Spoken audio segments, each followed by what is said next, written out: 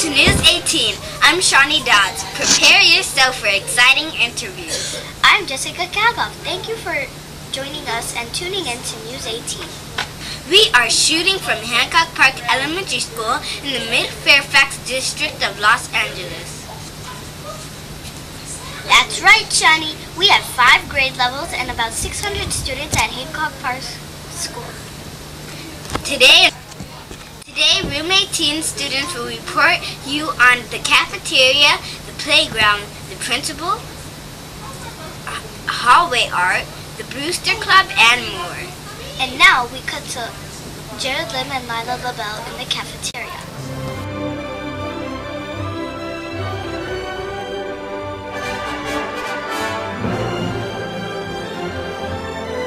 My name is Lila LaBelle. And I'm Jared Lim. And we're News 18. We have Linda Torres, our cafeteria manager, here with us today to answer a few questions. How long have you worked here? Here at Hancock? Over a year. I started in 2005 in January.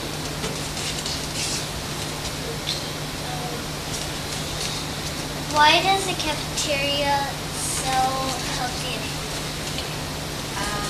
Because the LA Unified School District feels that it's more better for the children, and also because we need customers to buy our food, and we have nutritionists, specialists that make the menus up for the children to have healthy food.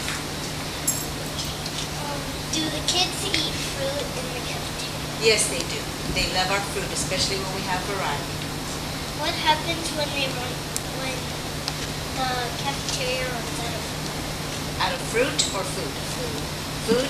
Well, I have backup. I have backup pizza, and I have backup peanut butter and jelly sandwiches.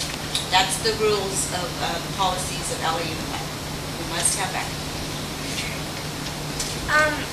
Why do the people who buy the food used to buy unhealthier products? Here? Like the golden grass. Oh, well, as LA Unified School District is the business that I work for, and they allow the changes, not I, or cafeteria managers. They have said that because of the sugar, that we no longer can serve golden grams or sugar. And they change it from time to time. Years, sometimes they let it go by, sometimes they don't. So it's going to come up. It's always going to be changes. Why can't the Hancock Park children vote for the food they would like to eat daily? Well, we do have surveys, but I think they pick randomly schools that they pick, and they go to the schools and they get surveys, and they ask the children what they like. And we've done that. I don't know here at Hancock if we have, but at other schools that I've been at, we've had the surveys, and they have taken a lot of food away. They have taken it out because the children do not like it. A lot of foods, let me tell you. Since I've been working for the LA Unified School District, there have been a lot of foods that have been out. Where do all of the cooked extras, like the food, go if nobody gets it? Like if there's little people at the cafeteria, where does the extra food go? You mean if we have extra food? Yeah, if it's already cooked. Yeah, we throw it away because it's unhealthy to recook it or to serve it after a time. So we throw it in the trash. It must be dumped every day. Leftovers. They're called leftovers. Who chooses the food that the Hancock Park children have? Okay, we have a nutritionist specialist. Just like I have a job as cafeteria manager, she has her job where she makes up all the menus and all the nutrition foods, the vegetables and the fruits and the meats and the breads. It's like a food cook. And that's where she specializes, and she makes the menus. So we get them from downtown, from the Newman Nutrition Center, and we don't make them up.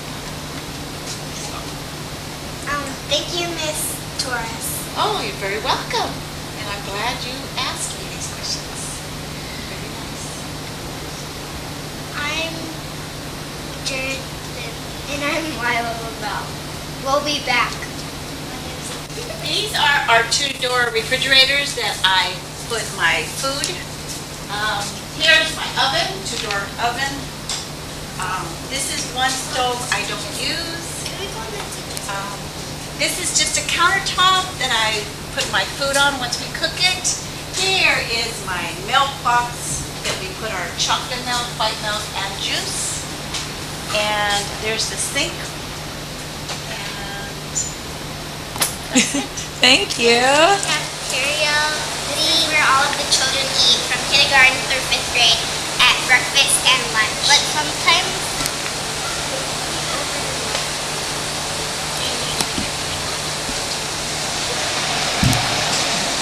this is the no peanut zone, as you can see, because the children who are allergic to peanuts eat in this section right here. There's the no peanut zone table right here, here, and back there. The reason why there's only 3 tables is because there's not many people allergic to the peanuts. But for the other children, they have a choice to eat here, but if they know someone who is allergic to peanuts, they would have to give them their spot so that they can eat somewhere else, because only the people who are allergic to the peanuts can really have that spot. Here's the peanut zone.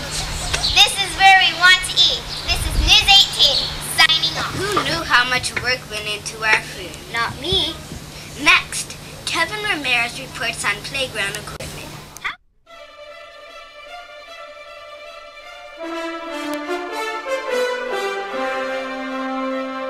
Hello, my name is Kevin Ramirez and I am reporting for News 18. I am interviewing Ms. Parker, our Vice Principal. Today, thank you for joining me. How long been Vice Principal? Okay, I'm proud to say that this is my 5th year at Hancock Park School. So I've been here 5 years. At the end of this year, it'll be about 5 years. What is your favorite to play with? My personally to play with or play with at school? What do I like to play with? Yeah. Dance shoes. I like tap dance shoes, ballet slippers, soft shoes, slippers, because I like dance. What new balls are good for the school? What new balls? Okay, well each year we make sure we have enough basketballs, red rubber balls, and softballs or volleyballs so that the students can have PE lessons and have them for recess. So those are ordered every year. Where does the money come from? The money comes from several different places. One big source of funding for us is our Booster Club, which is our parents who raise money by offering like after-school classes. Parents pay for those, and then we use the money to purchase the play equipment. So that's a big source of money. And then the school gives us a tiny little bit. The school district gives us a tiny little bit of money to help with that. When there going to be basketball, football, volleyballs, and soccer? Okay, like I said, most of that should be organized through your PE class, so you might want to ask your teacher. Your teacher should have access to football if he's going to organize a football game, or or volleyball, basketball. Your teacher can get that equipment. Okay? But like football is a contact sport. We can't just send you out at recess time to play football because it's not what? What's my word? Thank you. Oh, that's my word is thank you? Okay, safe. We got to have it safe. That's right. Thank you for your time. I am Cameron with News 18. Play and do like push-ups and stuff, and you can play tag, and that's about it. How exciting! Now we return to Rose Yoon, who gives us a tour of art in our school.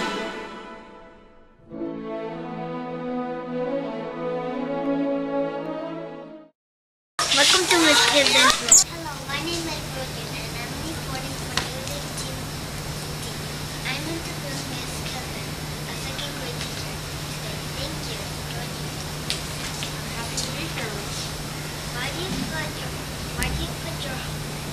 Why do you put your work in color?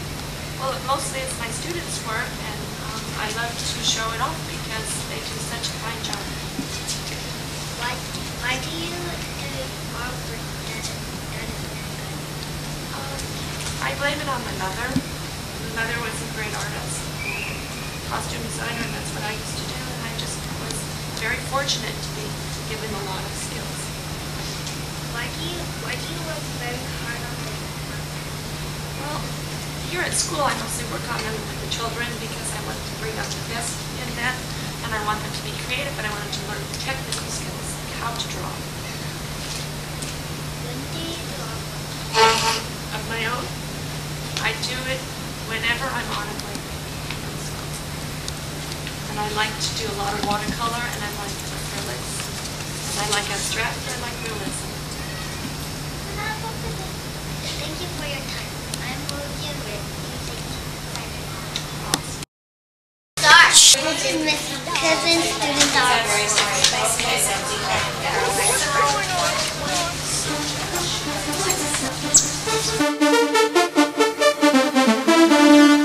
Ding, ding.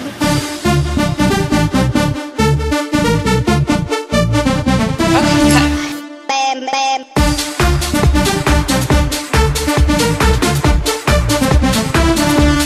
Ding, ding.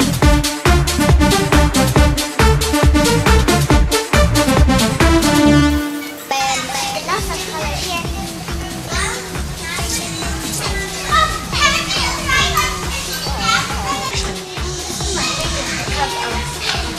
Because, for example, they have the same thing except for two of the different colors. Ding, ding.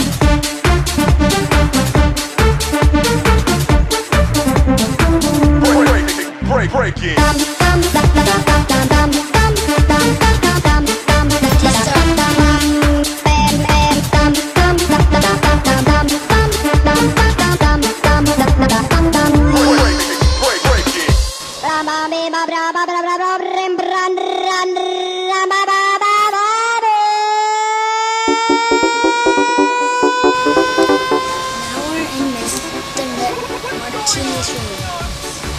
These are all Mr. Martini's students' artwork.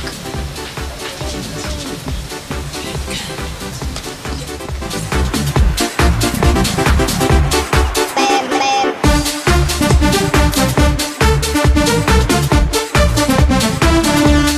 Ding, ding.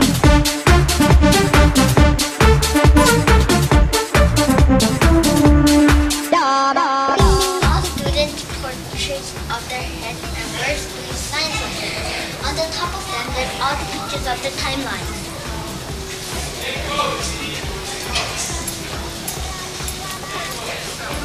This is Joanne's chin.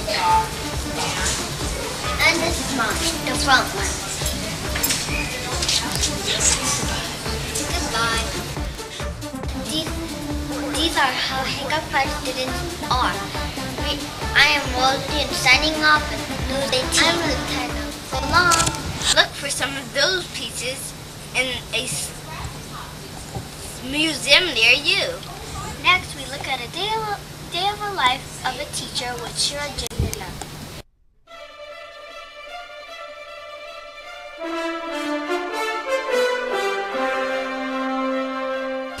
Hello, my name is Shira Janina and I'm reporting for News 18. I'm interviewing Mrs. Stoddard, a third grade teacher today. Thank you for joining me. How do you become a teacher? You have to go to college for at least 4 years, in California 5 years, and earn a degree. Miss Gorton and I both majored in elementary education. Do kids give you a hard time? Kids are always very lively, and I have to think about how to challenge them and make them excited about school. And that's my favorite part of the job, is making kids try to enjoy school so that they can learn what they want to learn and learn the most that they can. Do you sometimes feel very mad that you're going to burn up? Do I feel mad that I might blow up like a fuse, like a rocket on fire? No, I don't feel like that. I really enjoy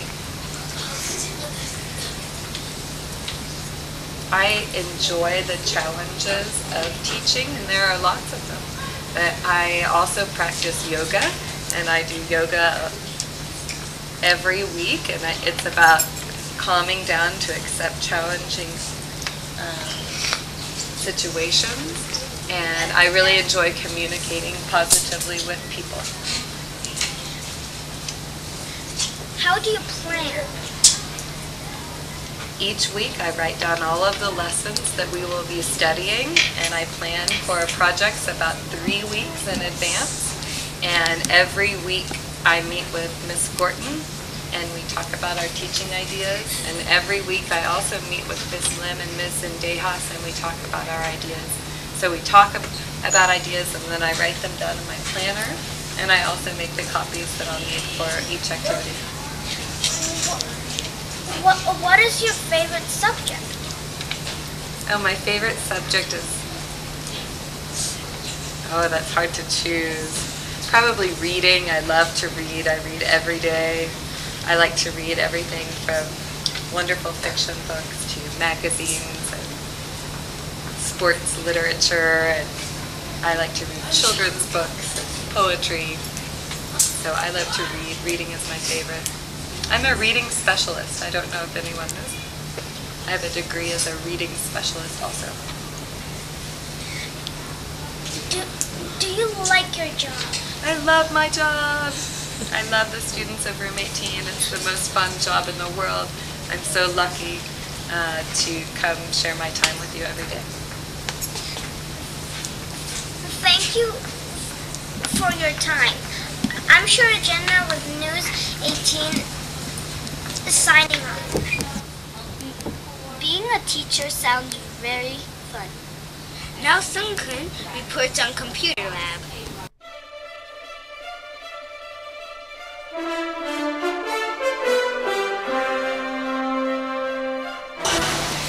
name is Sung-kun Ahn, and I'm reporting for News 18. I'm interviewing Mrs. Cordero, the computer specialist today. Thank you for joining me. Good morning, Sung-kun. Have you been a teacher before? If you have, which grades? Well, I started to work at Hancock Park in 1982, and at that time I was helping in different classrooms. So I have worked with all grades from kindergarten to 6th grade, because before we had 6th grade at Hancock Park. When did you learn to type fast? When did I learn to type fast? I think when I was about 18 years old or so. That's when I got the most practice, I think. What is your favorite lessons to teach kids in computer? I think my favorite to teach is PowerPoint, because the children can put all their creative ideas into a presentation that looks very interesting at the end. When did you become a teacher who teach kids computers? I think this is my 10th year in the lab. Yeah, so if we're in 2006, I think I started in 1996 in this computer lab. That's all. Thank you, Sung-kun. Thank you for your time. I'm Sung-kun Ahn with News 18 signing off. We have 40 computers.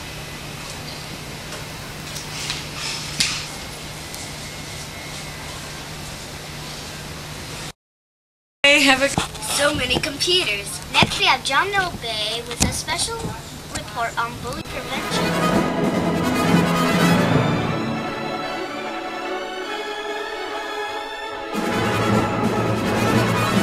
Hello, my name is Johnny Obey and I'm reporting for News 18. I'm interviewing Mr. Margot, student council supervisor today. Thank you for joining me. You're welcome. Can you tell me what you do for student council? My job for student council is to oversee the meetings and the activities that the student representatives create and execute in the course of the year, whether it's an event or a spirit day, or whether they help out with the health education program and the materials that go along with that. They have tournaments and contests, and there has to be faculty supervision. So along with Ms. Mackey, I also supervise the council. Okay. Is bullying a problem at Hancock Park? I think bullying is a problem everywhere, unfortunately, in a lot of the public schools all over the country. So yes, I would say bullying is a problem. How can we help stop bullying? How can I help stop bullying? Setting a good example, remembering what is right and what is wrong, and how to treat people. And, you kind of go back to the golden rule and figure, treat people how you want to be treated. Most bullies bully because they've been bullied, and that's all they know. So if you treat people with more respect and care, they might in turn treat other people that way. Do you think they bully every kid or the main kid? Or the what kid? Every kid or the main kid? The main kid. If a bully finds a kid that they find are easy to pick on, they'll stay with that because that's what's easy for them and it's comfortable for them. But if that's not working out, they'll find another kid. Okay. Do you think they do you think they get in trouble? They do occasionally, but not enough. They don't get caught enough, unfortunately. There's not enough supervision in the school. You can't control almost 700 students all the time. What about bullies? Bully teachers. Bully teachers? Would I be one of those? I don't know. I haven't heard of bully teachers around the school. I don't. I meant like what about the bullies teachers? Oh, bullying teachers? I think bullies are smart enough to not pick on somebody that they're not going to, win. They pick on somebody smaller because they know they're going to win. If you pick on somebody bigger than you, you have a chance of it not working out in your favor. But bullies have control issues and they want to maintain control. And it's easier to control somebody that's smaller than you or weaker than you than it is to control somebody that's bigger than you and smarter. Would you say pick on your own size? I wouldn't say pick on anybody. I'd say be nice to people. That's what I would say. Thank you for your time. I'm Daniel Bay with News 18 signing off. I feel better about bullies now. Now, Joanne Shin and David can report on a day in the life of a principal.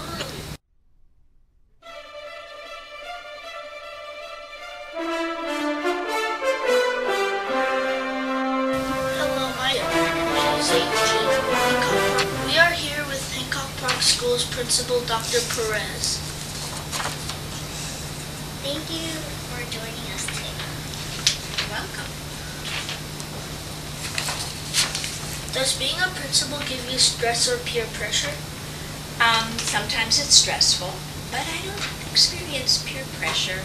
It's stressful because it's a very important job, and I want to do it well, and I care a lot about boys and girls, and so sometimes I think about it, sometimes I dream about it, worry about it, so occasionally it is stressful. Have you won or been nominated for any awards? Yes, I personally was named Hollywood Principal of the Year a few years ago, and our school has won many awards. When I've won personal awards, school has won awards. When I was earning my doctorate at UCLA, I was named a distinguished scholar, and I got a scholarship a few years ago for that. And our school has been nominated and won many awards while I've been principal, and And I can't say that it's due to me, but it's due to everybody's effort. Right now, we are actually finalists for an award called the Getty Center Award. Getty House is the residence of our mayor, and they select one school per year to win the Above and Beyond Award, so we're finalists for that. And I hope we'll get it, but even if we don't, I know that we have great students and wonderful teachers here. How did you gain your knowledge to be smart enough to be principal? Actually, I think it's been a lifelong pursuit, because before I became a school administrator, I was a classroom teacher for 18 years. And I taught all grade levels, and I taught at the university level, and I taught adults. And I decided at that time that I wanted to do something with more responsibility and a little more excitement, and I decided to become a principal. So I've been a principal for, actually a school administrator for about 10 years. So I've been doing it quite a while, but you know, I learned a lot in school, in graduate school, in the university, but a lot of what I learned in life. And so from the time I was your age, I think things I learned really influenced my doing what I do. How many long years did it take to be principal? Well, I told you part of it. I was a teacher for 18 years, but actually, if you think about education, besides going through 12 years, 13 years of public education, and getting a bachelor's degree, and getting 2 master's degrees, and getting a doctorate, and lots of credentials, teaching credentials,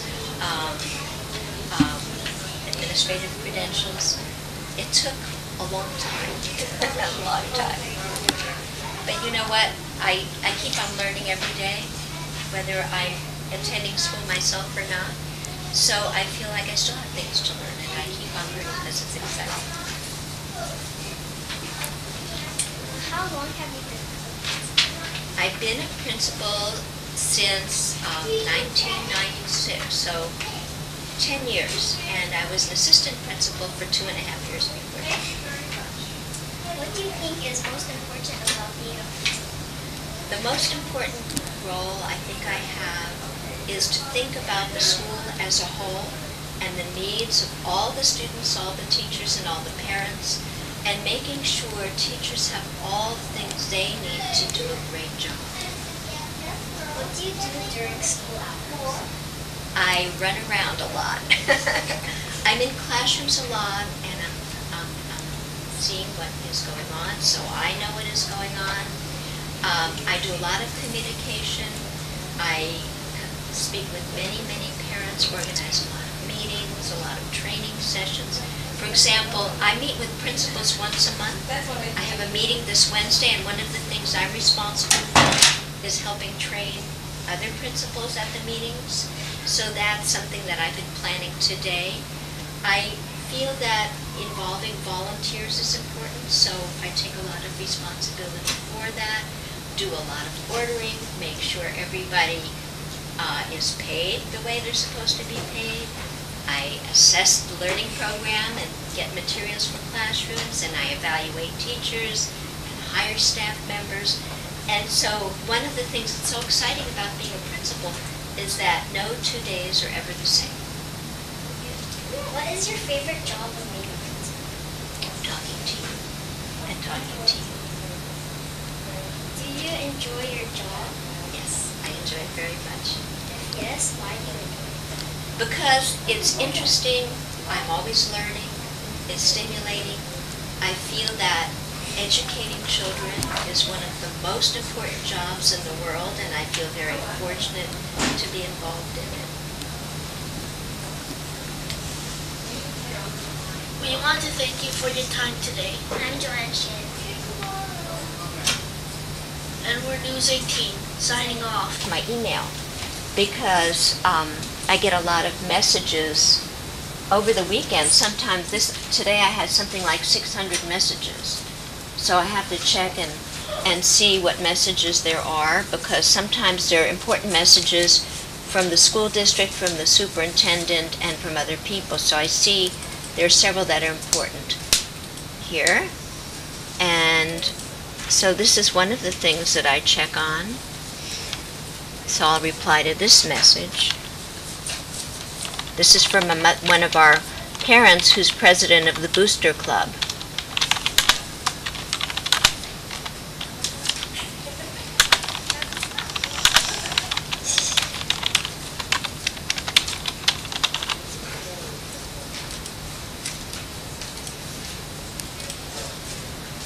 Okay, so that's one thing I do. And if you want me to, sometimes I have to talk on the phone. I get a lot of phone calls.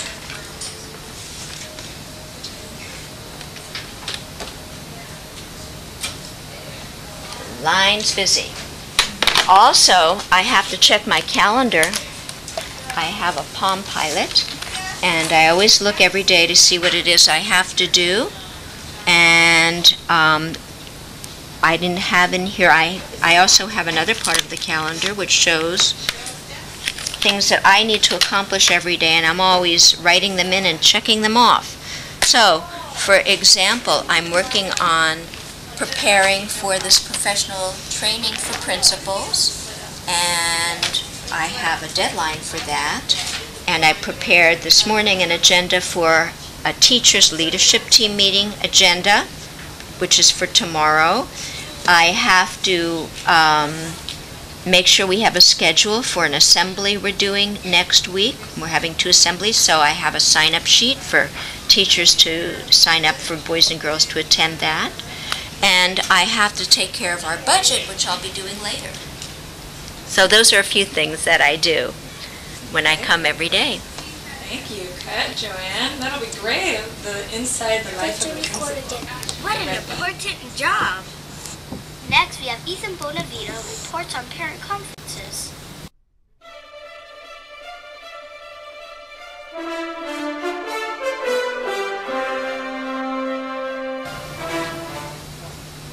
Hello, my name is Ethan Bonavita, and I'm reporting for News 18. I'm interviewing a 3rd grade teacher, Mrs. Stoddard, today. Thank you for joining me. Why do we have conferences?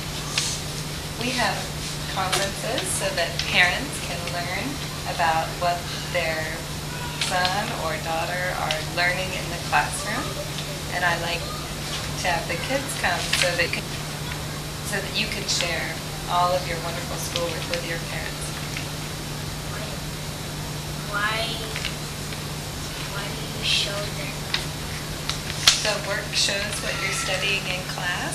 It's instead of just saying we're working on detailed sentences, it's better to show how kids are actually writing their detailed sentences. Showing teaches parents more than just telling what we're working on. What do you do there?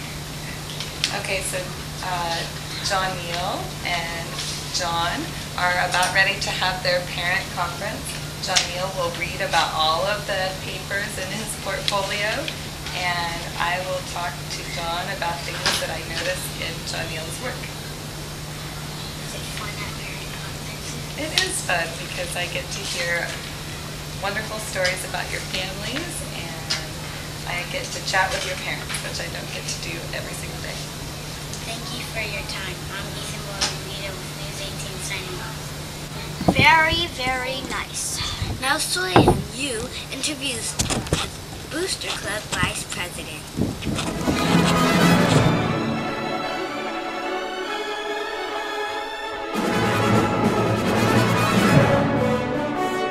Hello, my name is Soleil Yu, and I'm reporting for News 18. I'm interviewing Booster Club Vice President today. Thank you for joining me. What do you think about Booster Club? Booster Club is a very functional thing that we have in school, that we raise money and we do many things for the school which the school, the district does not provide because of the budget problem we have. So we have to raise money so that we can do all the things for the girls here that which we have a budget problem for. Like busing, going to field trips, and many other things. How can we raise money for New Stage? Oh, we already have a playground structure. We already raised money, and we really want to thank everybody who participated in it. And we had Mr. Kirk Douglas come in and actually did a dedication ceremony already.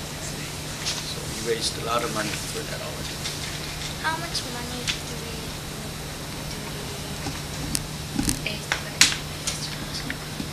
We raised about $50,000, I believe, for the play structure. How many parents donated their money? We don't have exactly, but we have many parents. Most of the school have donated in various ways.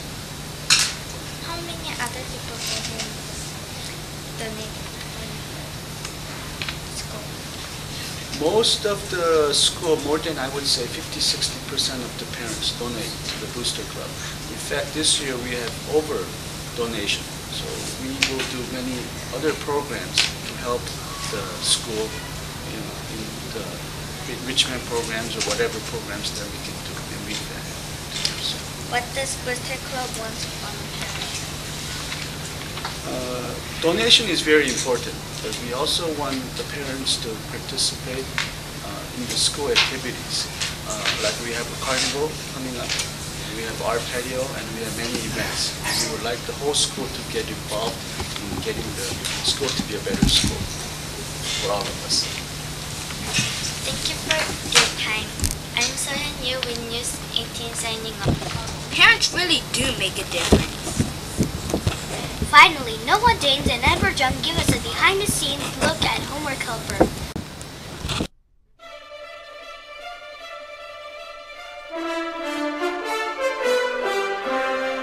My name is Noah James. And my name is Edward. And we're News 18! We are here with Mrs. Lim, a homework helper teacher.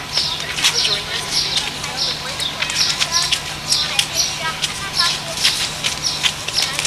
How long have you been a homework helper teacher? I've been a coordinator for the program since last year in January. So it's been a year. How often do your kids get their free time? During the after-school program, the children usually get about 30 minutes a day, and it's kind of free time. They're allowed to go outside and play on the yard because they need definitely time after school to relax and not have to worry so much about homework and stress. Does it help with your kids' homework skills or schoolwork skills? Oh, it definitely does. You see a total difference once the kids have joined the after-school program. You can see their behavior has changed, their attitude has changed about homework, their work habit skills have changed, and they are becoming more responsible, and they understand that the fun in doing their homework after school, because then once they go home they're able to relax and have fun with their family, enjoy dinner.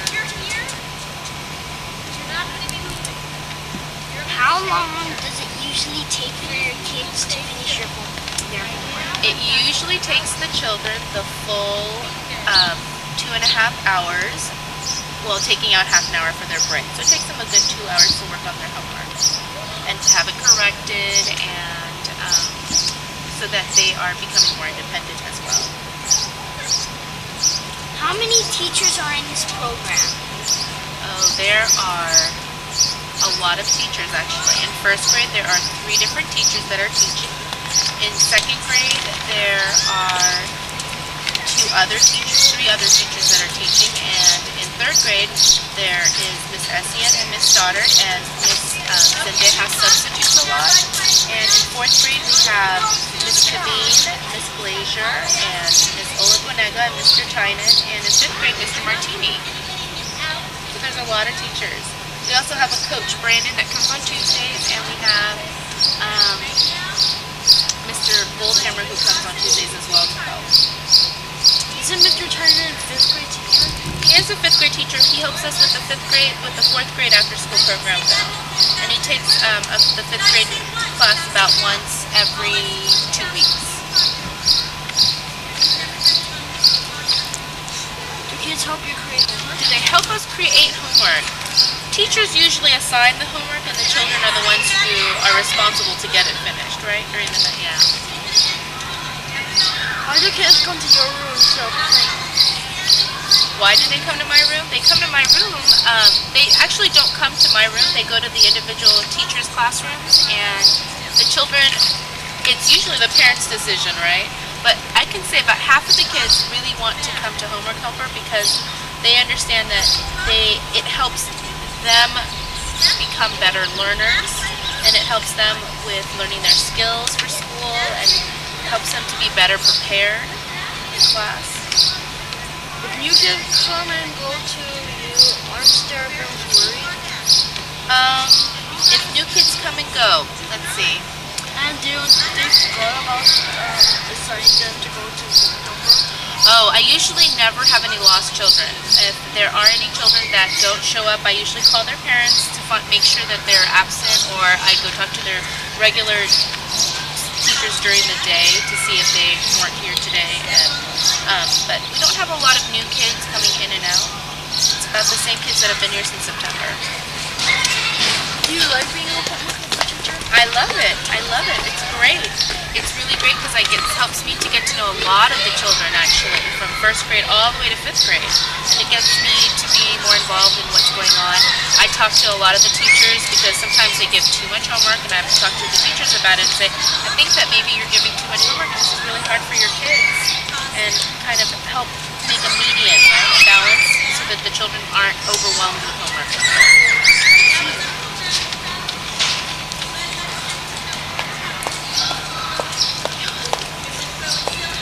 We want to thank you for your time today. I'm Edward. And I'm Noah James. And we're News 18, signing off.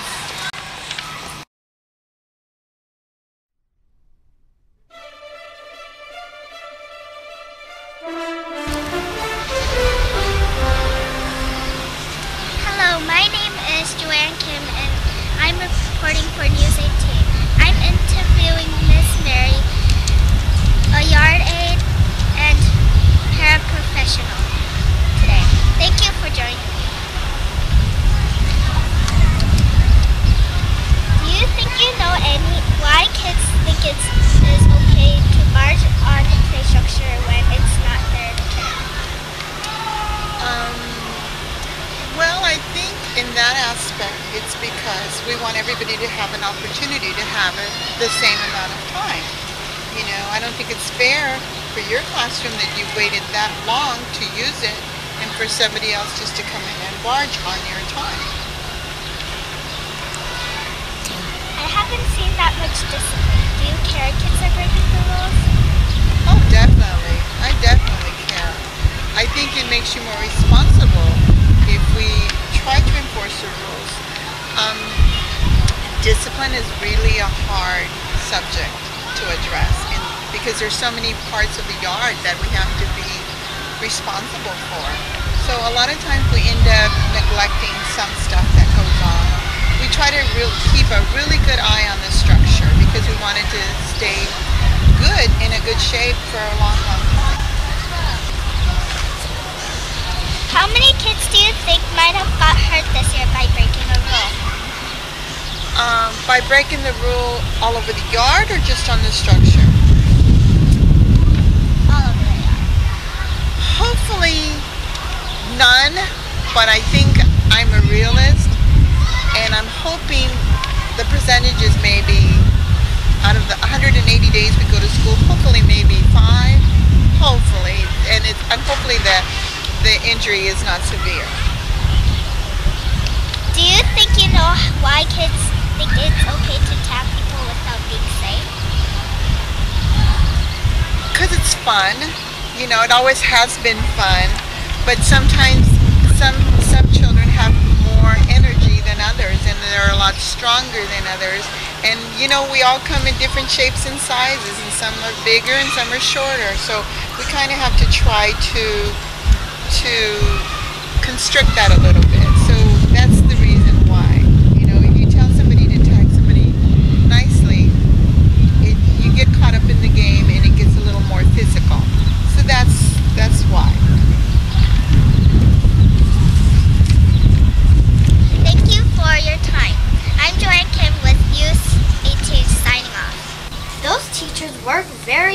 very hard. And that's it for our program today. We hope you learned more about our school and community. I'm Shani Dodds. And I'm Jessica Calvo. And we're News 18, signing off. Get back at ya.